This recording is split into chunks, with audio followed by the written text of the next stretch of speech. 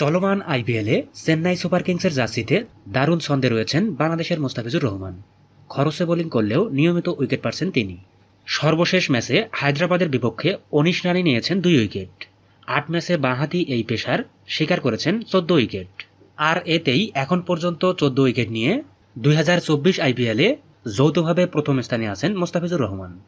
Tiger এই ক্রিকেটারের IPL খেলা নিয়ে এবার কথা বলেছেন বিসিবি সভাপতি নাজমুল হোসেন পাপন।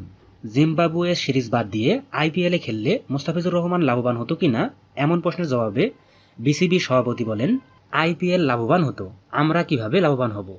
এছাড়াও তামিম জাতীয় দলে কবে ফিরবেন এমন প্রশ্নে পাপন বলেন, লাস্ট ওর সঙ্গে যোগাযোগ হয়েছে, তখন কথা ছিল তামিম প্রথম জালাল ইউনুস অপারেশনস এবং আমাদের সিরাজ ভাই ওনাদের সঙ্গে বসবেন, তারপর আমার সাথে বসবে।